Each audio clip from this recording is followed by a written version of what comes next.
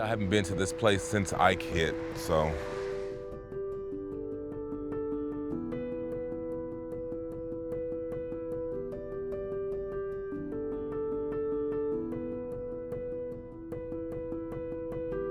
Growing up here in Galveston it was great. You know, I mean, this is an island. How much better can it get? I got one of the biggest BOIs around, you know. It means exactly that, born on the island, you know.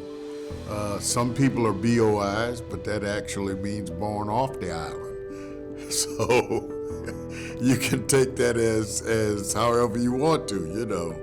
But I'm born on the island, and they say that islanders have salt water in our veins.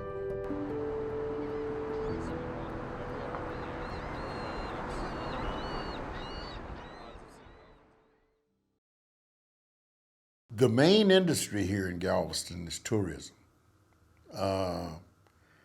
We have a historical downtown Strand area that a lot of tourists come to just walk up and down the Strand and shop in the shops because it has that early 1920s flavor to it. After the great storm of 1900, Galveston began to rebuild. When she fires him for no reason, don't wanna give him his last name.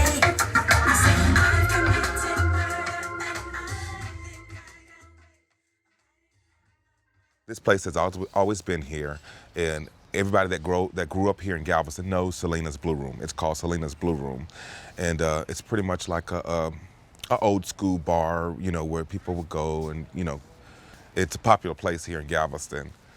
You know that people, you know, older people would come and you know and fellowship and stuff like that.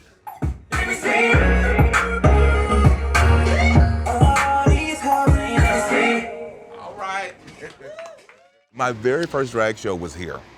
That was over 20-some years ago, and one of the queens, one of the drag queens, her name was Miss. She goes by Stickpin, but she had did a song called "Cleanup Woman," and she said, "Hey girl, I need somebody to back me up." So I came out in a long robe with the broom and the little duster and stuff, and I've always wanted to be on stage. You know, that was my very first drag show. Pre-Ike, you actually wouldn't have known that Galveston had a racial problem. African Americans and minorities are always going to feel the brunt of no matter what it is. There are still African Americans who haven't had their homes repaired. They're progressing, and we're still at a standstill. When I was coming up, when Alicia hit back in the 80s, the way the projects were made, they were made the same way when Ike came because they were their original. I think the projects were built back in the early 60s here in Galveston. So they were built to withstand the hurricanes. Galveston is 37 miles all the way around, and its widest point is 4 miles. We are the piece of land that actually stops a hurricane from being massive. The year before Ike, there was another storm called Rita. It was supposed to hit Galveston Island. They called for an evacuation of the island. My wife and I went to her mother's in Houston, running from Rita. Rita didn't hit Galveston. This gave people the idea that I ain't running from no storm. So when Ike came along, a lot of people said, I ain't going nowhere.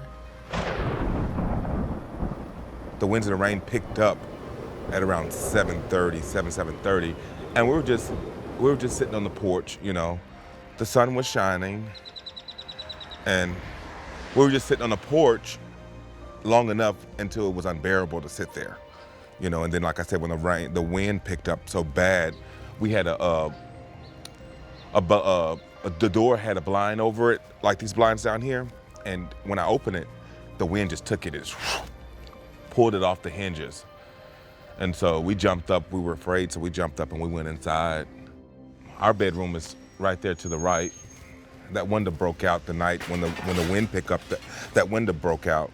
So the way the house is made, it's like straight back. So when the window broke and the door flew open, all the wind just went straight through the house. And so I took a slack, like a piece of wood, a bed slack or something, and I put it right up under the knob of the door, thinking that it was gonna, you know, stop it from, because I pushed it. I had to, with all my might, I had to push it closed, grab the slack, and put it like right up underneath the door. And so I let it go, and you could just see it was just slowly just blowing open. So I had to put all my weight against it. And I was so tired of standing I stood like this for like 15, 20 minutes, scared. During Ike, a little bit after the main part of the storm had hit and was on the news, I called my neighbor that lives behind me because he had said he wasn't going anywhere. So I called Lionel, and my cell phone worked and his phone worked. So I said, well, Lionel, look out your back door, man. Tell me what's going on. He said, man, it's water everywhere. So he went to his back door and he looked out. He said, the hood of your truck is underwater. I said, what? So I knew it was bad, you know. So my wife and I came back, and it's a flood of this nature is unimaginable. When the storm ended, it was like a parade. It was like one huge big parade just going on, and then the end. You could just see it leaving. We have a lot to do with the reason the climate is changing, you know.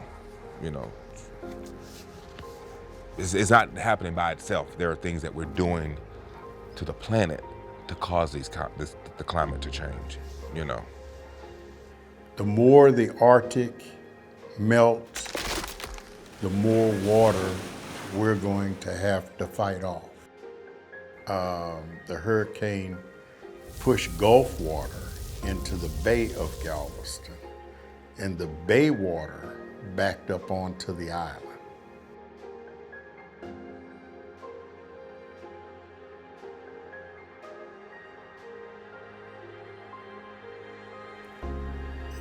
It's inevitable, you know, that 100 years from now, Galveston Island may not be here.